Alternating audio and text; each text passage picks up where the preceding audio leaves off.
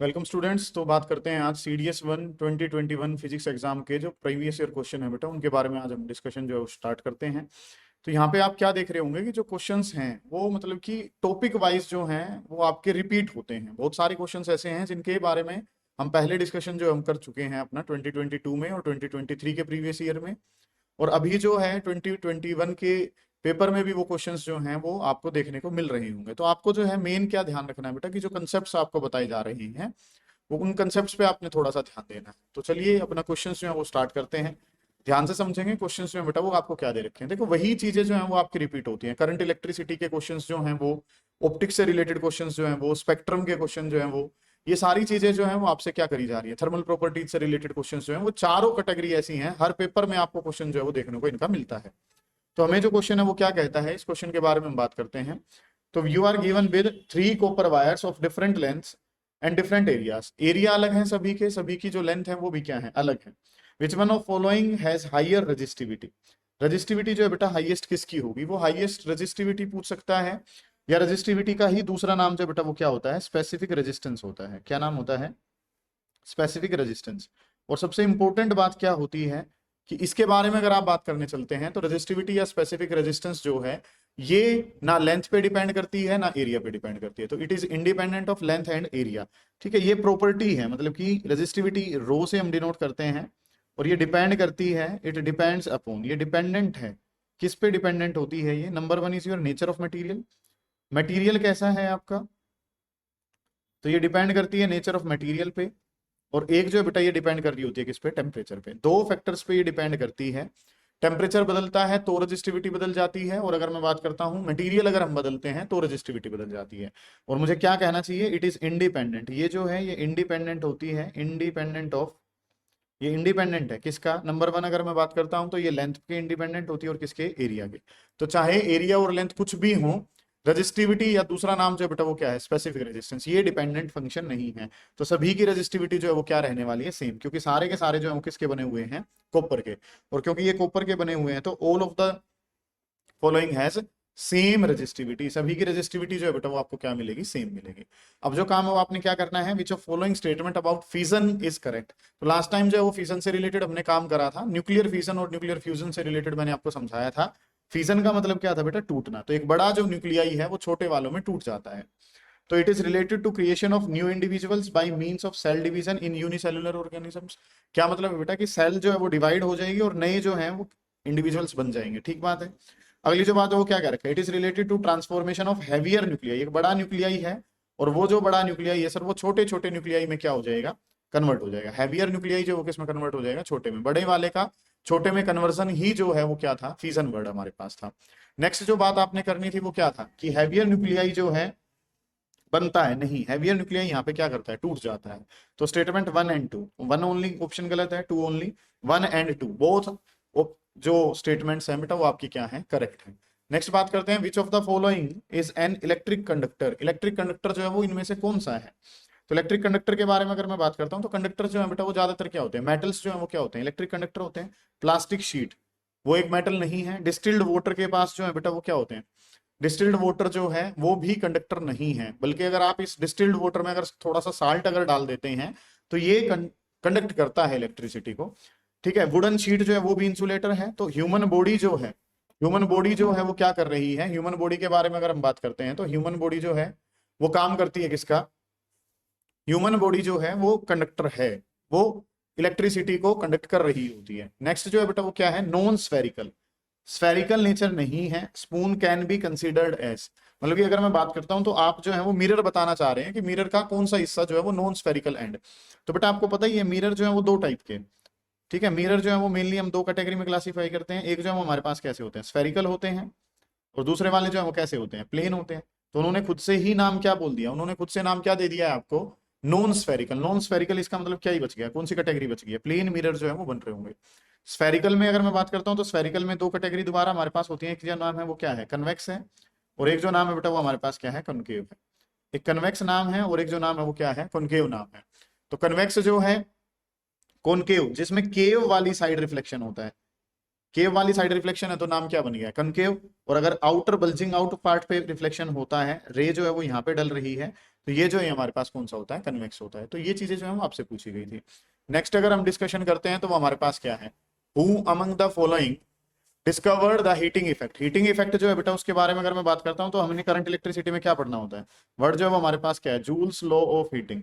Joules law of heating के बारे में अगर हम बात करते हैं तो जूल्स लॉ ऑफ हीटिंग जो है ये हमने डिस्कवर जो है जूल्स लॉ ऑफ हीटिंग, ये जो है वो आपको क्या कहता है, हीटिंग इफेक्ट के बारे में किसने बात करी है, जूल साहब ने बात करी है। तो हीटिंग इफेक्ट ऑफ करंट के बारे में अगर मैं बात करता हूं तो हीटिंग इफेक्ट ऑफ करंट जो है जूल जो है उन्होंने इसके बारे में जो है डिस्कवरी की है। और ये लो कहता क्या है बेटा आपको कि हीट जो है वो प्रोपोर्शनल है I square R multiply by T, कि हीट जो है वो डिपेंडेंट फंक्शन है करंट का स्क्वेयर। हीट डायरेक्टली प्रोपोर्शनल किसके है, आर के, रेजिस्टेंस के। और हीट जो है वो फंक्शन किसका भी होता है, टाइम का। ये जो पार्ट है वो आपने पढ़े हैं। नेक्स्ट अगर मैं बात करता हूं तो अगला क्वेश्चन जो है बेटा वो क्या कह रखा है, which of the following laws of electromagnetism does not give the direction of magnetic field. Magnetic field की डायरेक्शन इनमें से कौन नहीं बताता है, मतलब मैग्नेटिक फील्ड का यूज जो है वो किसमें नहीं है। राइट हैंड थंब रूल के बारे में अगर मैं बात करता हूं बेटा तो राइट हैंड थंब रूल क्या कहता है कि ये जो है ये आपका राइट हैंड आपका है, और इसमें अगर मैं बात करता हूं तो थंब जो है वो करंट की डायरेक्शन में है। तो जो ये कर्ल ऑफ फिंगर्स है वो किसके बारे में बात करेगा, कर्ल्स ऑफ फिंगर जो है वो मैग्नेटिक फील्ड के बारे में बात करेगा। तो ये मैग्नेटिक फील्ड के बारे में बात करता है। इनके बारे में भी थोड़ा सा जो है वो मैं आपको समझा देता हूं। इसने क्या कहा कि आपको क्या लेना है, राइट हैंड लेना है, नाम से ही पता है वो तो आपको। राइट हैंड अगर आप लेते हैं तो राइट हैंड में अगर हम बात करें तो थंब जो है अगर वो किसको रिप्रेजेंट करता है, थंब जो है वो करंट को रिप्रेजेंट करता है। तो कर्ल ऑफ फिंगर्स जो है, कर्ल ऑफ फिंगर्स जो है वो किसको रिप्रेजेंट करता है, कर्ल ऑफ फिंगर्स जो है वो मैग्नेटिक फील्ड को रिप्रेजेंट करता है। ठीक है, कर्ल ऑफ फिंगर्स जो है वो किसको रिप्रेजेंट करेगा, मैग्नेटिक फील्ड को रिप्रेजेंट करेगा। ऐसे करके बात थी। फ्लेमिंग लेफ्ट हैंड रूल में अगर मैं बात करता हूं तो फ्लेमिंग लेफ्ट हैंड रूल में क्या करना होता है बेटा, ये थंब है, फर्स्ट फिंगर और सेंट्रल फिंगर, इनको आप स्ट्रेच कर रहे होते हैं। काम जो है वो हमने क्या करना है, ये ऑप्शन करेक्ट नहीं है इसका। काम जो है वो आपने क्या करना है, मैग्नेटिक। इसमें अगर मैं बात करता हूँ लेफ्ट हैंड, लेफ्ट हैंड के लिए अगर मैं बात करता हूँ बी ऑप्शन को अगर हम देखना चाहें तो बी ऑप्शन जो है वो क्या कहता है, ये मैग्नेटिक फोर्स की बात कर रहा होता है। ये डायरेक्शन किसकी देता है, मैग्नेटिक फोर्स की। कैसे दे रहा होता है कि अगर आपका यहाँ पे जो है इस तरीके से लिखना है, ये थंब है, ये फर्स्ट फिंगर है, और ये जो है ये क्या है, सेंट्रल फिंगर। कैसे, father mother child, F for force, M for magnetic field और सी फॉर करंट हमारे पास है। कि अगर हम बात करते हैं तो जो हमारी सेंट्रल फिंगर है, सी एफ का मतलब है सेंट्रल फिंगर। सेंट्रल फिंगर अगर किसकी डायरेक्शन में है, करंट की।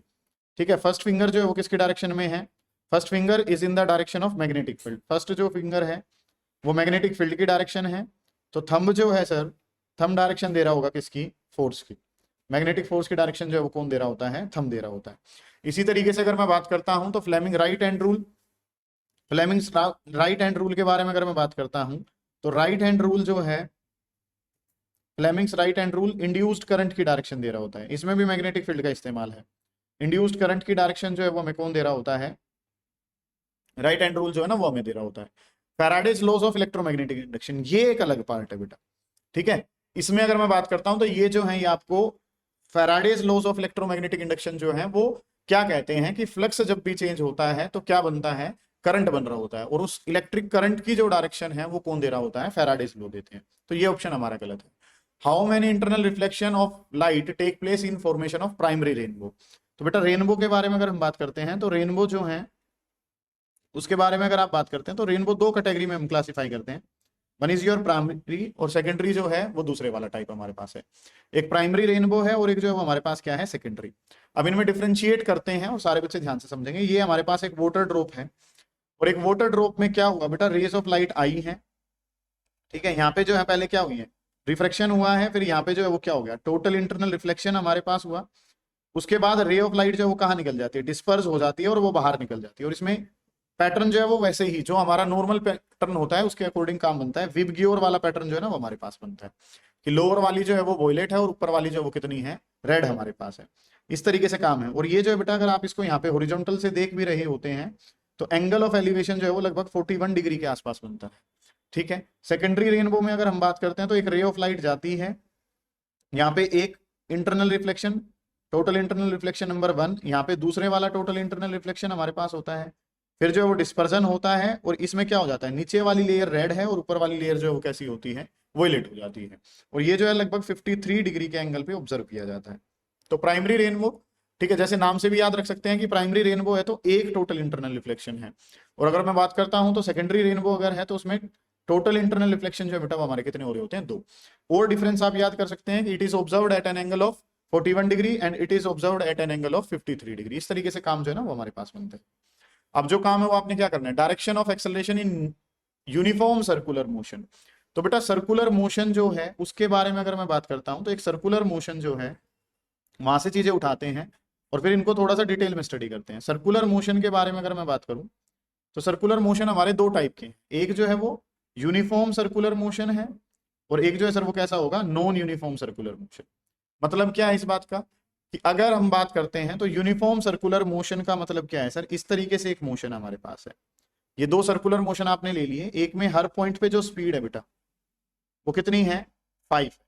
जिस भी पॉइंट पे आप टेंजेंट डालोगे वहीं पे ही आपको जो है वो क्या मिलेगी, वेलोसिटी मिलेगी, और हर पॉइंट पे जो स्पीड है वो क्या रही है, सेम रही है। तो इसको जो नाम दिया गया है वो क्या है, नॉन, वो इसको जो नाम दिया गया है वो है यूनिफॉर्म सर्कुलर मोशन।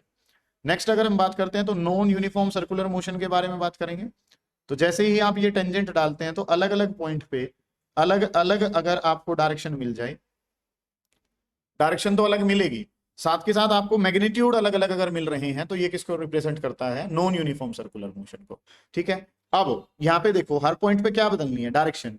देखो यहाँ पे डायरेक्शन हॉरिजॉन्टल थी, फिर वर्टिकल, फिर से हॉरिजॉन्टल, फिर कैसी हो गया, वर्टिकल। हर पॉइंट पे डायरेक्शन बदलती है, और डायरेक्शन क्योंकि चेंज होती है तो डायरेक्शन को बदलने के लिए हमें चाहिए सेंट्रीपिटल एक्सेलरेशन या सेंट्रीपिटल फोर्स।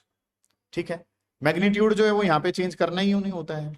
ठीक है, अब अगली अगर मैं बात करता हूं तो डायरेक्शन जो है वो तो यहाँ भी बदलनी है, तो यहाँ पे कौन सा फोर्स चाहिए, सेंट्रीपिटल फोर्स। यहाँ पे तो आपको मैग्नीट्यूड भी बदलना है, मैग्नीट्यूड बदलना है तो एक फोर्स चाहिए जिसका नाम क्या है, टेंजेंशियल फोर्स।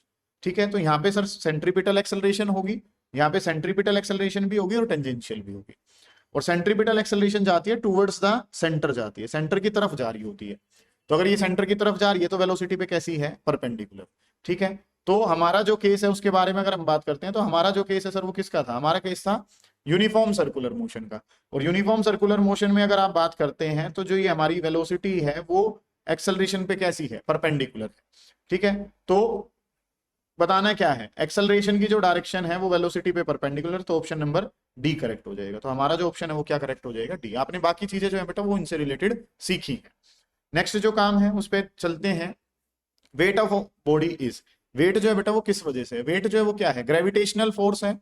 और ग्रेविटेशनल फोर्स जो है उसके बारे में हमने बात जो करनी थी कि वेट का अगर हम बात चर्चा करते हैं तो वेट जो है वो क्या हमारे पास है कि वेट जो है वो किसके बराबर है, एम इंटू जी होता है।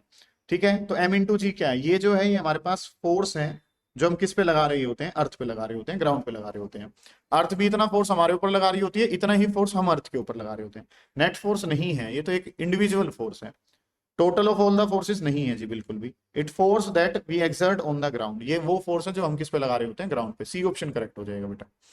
काम जो आपने क्या करना है, size of the particle being studied in nano technology. Nano technology में अगर आप बात करते हैं, नैनो का मतलब क्या है, नैनोमीटर से रिलेटेड चीजें जो है बेटा वो हमने करनी है, और इसमें जो है वो 1 से लेके 100 नैनोमीटर तक की स्टडी जो है ना वो हम कर रहे होते हैं।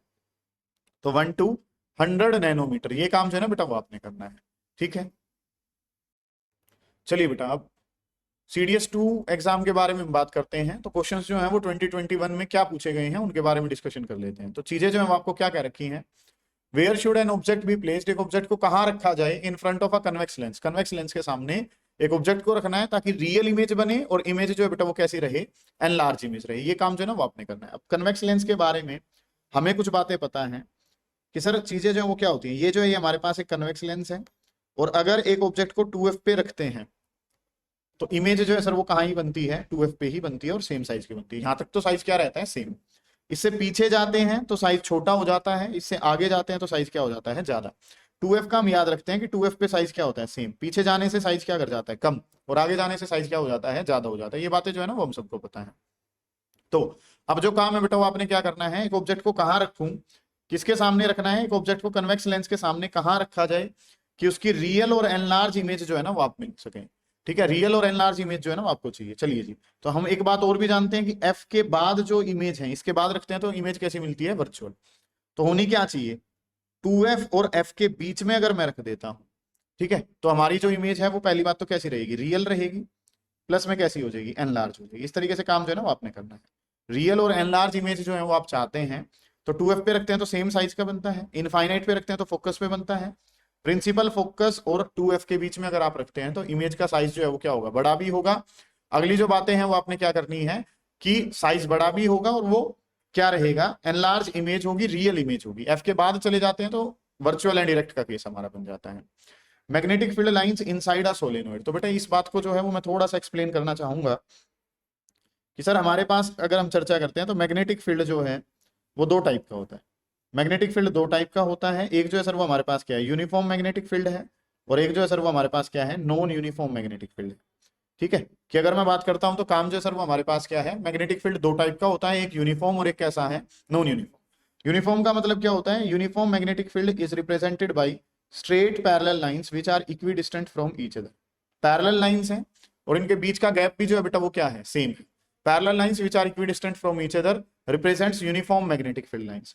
और अगर मैं बात करता हूं तो ये जो फील्ड लाइंस हैं, अगर इस तरीके से मैं बताता हूं कि भाई अगर वो पैरेलल नहीं है, या मतलब कि अगर मैं कहता हूं कि parallel lines which are equidistant to each other, इसके अलावा कोई भी केस अगर आपको दे रखा है तो वो केस किसका है, नॉन यूनिफॉर्म मैग्नेटिक फील्ड का। वो केस किसका है, नॉन यूनिफॉर्म मैग्नेटिक फील्ड का। अब अगर मैं बात करता हूं तो बेटा सोलेनोइड और टोरोइड जो होते हैं, सोलेनोइड एक डिवाइस है, ऐसे ही एक डिवाइस क्या है, toroid. These are sources of uniform magnetic field.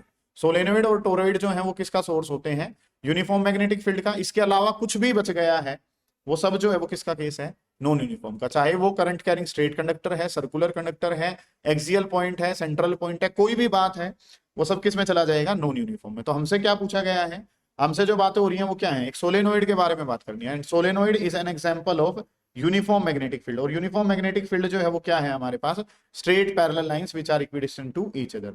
तो ऑप्शन जो है बेटा वो क्या हो जाएगा, ऑप्शन नंबर डी करेक्ट हमारा हो जाएगा। फिर मैं बात करता हूं तो काम जो है आपने क्या करना है, ray of light is going from rarer to denser. Rarer से कहां जा रहे हैं, डेंसर में। अब मैंने लास्ट क्लास में समझाया था आपको, रेयरर का मतलब घर है और डेंसर का मतलब क्या है, मेला है। तो घर से अगर मेले में जाते हैं तो भाई मेले में क्या हो रहा है, पार्टिकल पास पास है, तेज नहीं भाग पाओगे, तेज नहीं भाग पाओगे तो स्पीड क्या हो जाएगी, कम। तो स्पीड अप वाले तो ऑप्शन खत्म ही हो गए, क्योंकि आप रेयरर से कहां जाते हैं, डेंसर में। तो रेयरर से अगर आप डेंसर में जाते हैं तो स्पीड तो कम हो गई। ठीक है, उसके बाद मैंने आपको क्या बताया था कि नॉर्मल रे जो है वो मम्मी का काम करती है। आप घर से कहां जा रहे हैं, मेले में जा रहे हैं। घर से अगर आप मेले में जाते हैं तो चीजें जो है वो क्या हो जाती हैं कि एक रे ऑफ लाइट आई, घर से मेले में जाते हैं तो ये नॉर्मल रे जो है वो मम्मी का काम करेगी और ये आपको अपनी पास खींच लेगी। ठीक है, तो ये जो ये क्या कर जाएगी, आप जो है वो कहां जा रहे हैं, टुवर्ड्स द नॉर्मल। तो स्पीड कम हो जाएगी, अवे फ्रॉम द नॉर्मल गलत है, स्पीड कम हो जाएगी और आप टुवर्ड्स द नॉर्मल बैंड कर जाएंगे, ये ऑप्शन आपका करेक्ट हो जाएगा। ठीक है, इस तरीके से चीजें जो हैं वो आपने कर लेनी है। नेक्स्ट जो क्वेश्चन है वो क्या कहता है, सुनेंगे ध्यान से सारे बच्चे, कि an electric circuit is consisting of a cell. एक सेल जो है वो सर्किट के अंदर है, एक एमीटर। एमीटर जो है वो लास्ट टाइम हमने बताया भी था कि एमीटर जो है वो एक डिवाइस है जो क्या काम करता है, करंट को मेजर करने का काम करता है। ये क्वेश्चन आपसे पूछा गया है, प्रीवियस ईयर क्वेश्चन की कैटेगरी में है। फिर क्या कहा गया है, एक नाइक्रोम वायर है जिसकी लेंथ कितनी है, एल है। ठीक है, अब लेंथ को L/2 कर दिया गया है, एमीटर की रीडिंग पे क्या प्रभाव पड़ेगा। तो बेटा आपको क्या पता है, रेजिस्टेंस जो है वो भी हमने डिस्कस करा था। रेजिस्टेंस का फॉर्मूला है रो एल डिवाइडेड बाई ए। अब समझेंगे ध्यान से, चीजें जो है वो कुछ कैसे हैं। लेंथ को क्या कर दिया गया है, डिक्रीज, तो रेजिस्टेंस भी क्या हो जाएगा, डिक्रीज।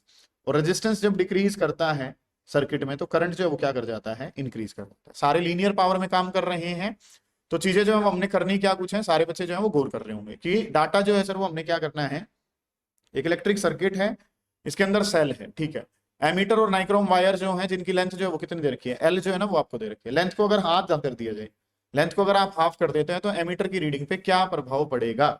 तो काम जो वो आपको क्या पता है कि आर का फॉर्मूला क्या है, रो एल डिवाइडेड बाई ए। अब लेंथ को क्या कर दिया गया है, हाफ।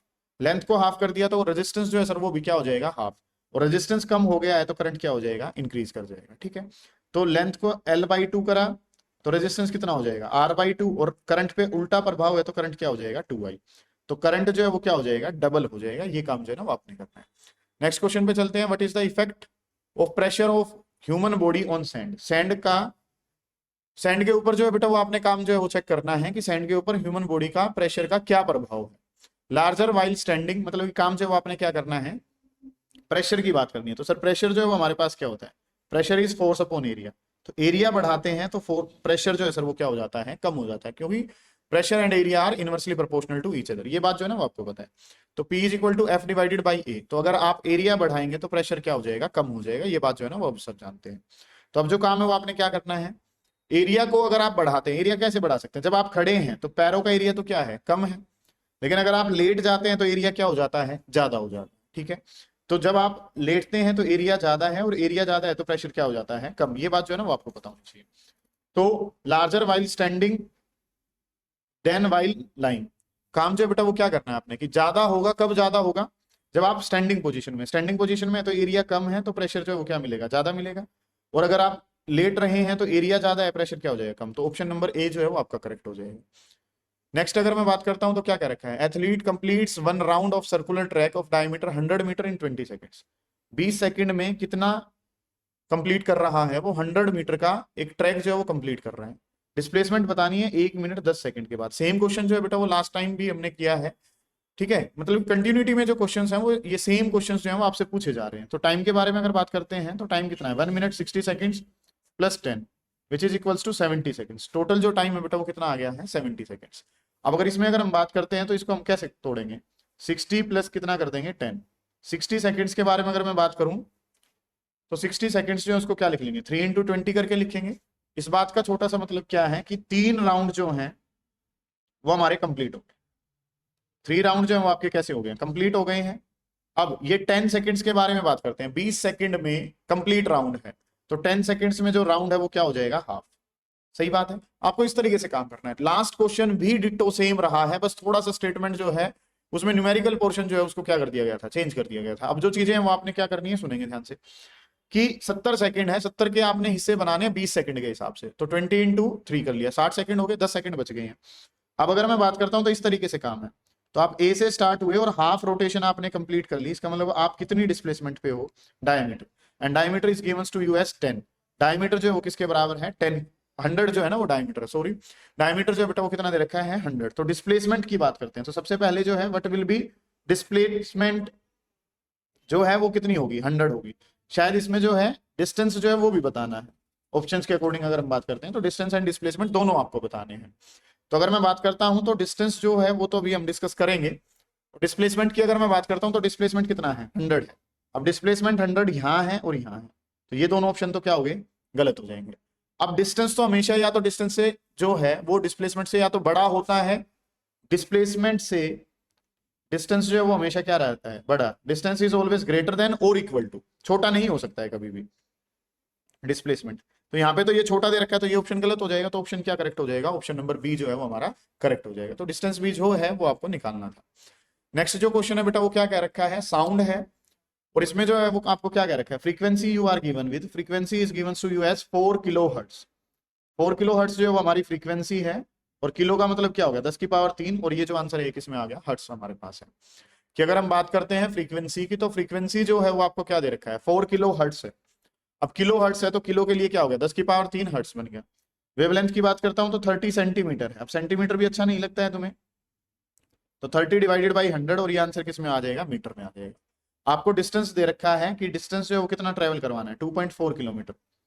बता दीजिए कि आपको जो है वो कितना टाइम लगेगा, you have to find out time. तो बेटा डिस्टेंस और टाइम जो है उनमें काम करना है, तो स्पीड चाहिएगी, और स्पीड निकालने के लिए फॉर्मूला है कि लैम्डा इंटू न्यू जो है वो किसके बराबर है, वी के बराबर। कि लैम्डा इंटू न्यू, वेवलेंथ की मल्टीप्लाई अगर मैं किससे कर देता हूँ, फ्रीक्वेंसी, तो हमारे पास क्या आ जाती है, वेलोसिटी। लैम्डा के बारे में अगर मैं बात करता हूँ तो 30 डिवाइडेड बाई कितना है, 100 है। फ्रीक्वेंसी की बात करूँ तो 4 इंटू 10⁻³ है, और इज इक्वल टू कितना है, वेलोसिटी। तो 100 से ये वैल्यू 10 पे चली जाएगी, तो वैल्यू जो बेटा वो कितनी आ जाएगी, वेलोसिटी आ गई है 1200 मीटर पर सेकंड, ये वेलोसिटी है। डिस्टेंस को लिखूं तो वो कितना हो जाएगा, 2400 किलोमीटर। जो 2400 मीटर जो है वो हम बना लेंगे, क्योंकि ये डाटा हमारा किस में है, मीटर में, तो वो वाला डाटा जो है वो भी हम किस में लिख के चल रहे होंगे, मीटर में बना रहे होंगे। तो टाइम के बारे में अगर मैं बात करता हूं तो टाइम क्या है, distance divided by velocity. Distance कितना है 2400, वेलोसिटी कितनी है 1200, तो 1200 से 2400 को करा तो ये आंसर कितना आ गया, 2 सेकंड हमारे पास।